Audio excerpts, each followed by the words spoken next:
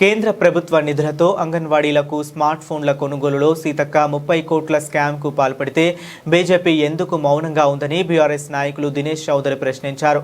దీంతో కాంగ్రెస్, బీజేపీ ఒక్కటే అని రెండు ములాఖత్ అయ్యే ప్రభుత్వాన్ని నడిపిస్తున్నాయని ఆరోపించారు.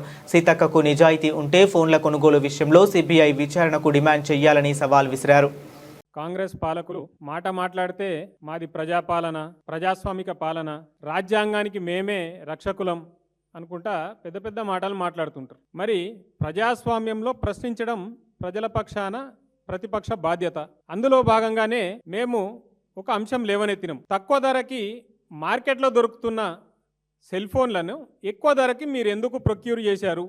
మీరు చెప్తున్న ధరకి మీరు ఇప్పుడు ఇస్తున్న ఫోన్కి మరింత అడ్వాన్స్డ్ వర్షన్ వచ్చిన తర్వాత కూడా అది తీసుకోకుండా తక్కువకే ఇంకా కూడా ఆ పాత అవుట్డేటెడ్ ఫోన్లని మీరు ఎందుకు ఇచ్చారు అనేసి మేము ఒక ప్రశ్న లేవనెత్తినాం. నిజంగానే అందులో కనుక ఎటువంటి అవకతవకలు జరగకపోయి ఉంటే స్వచ్ఛందంగా వారికి వారే ఒక విచారణకు ఆదేశించి ఇందులో ఎటువంటి తప్పు జరగలేదు అని నిజ నిర్ధారణ చేసుకుని ఉంటే బాగుంటుండే.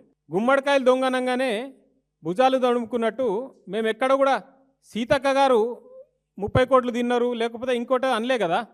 మీ శాఖలో ఈ అవకతవకలు జరిగినట్టు ఆరోపణలు ఉన్నాయి, దీనిపైన వివరణ ఇవ్వండి అంటే దానికి సమాధానం చెప్పకుండా నేను బీఆర్ఎస్ సోషల్ మీడియా వాళ్ళని ఇట్లా అంటారు, చెప్పుతో కొడతా అంటే ప్రజాస్వామ్యం ఇదేనా మీరు చెప్తున్న ప్రజాపాలన?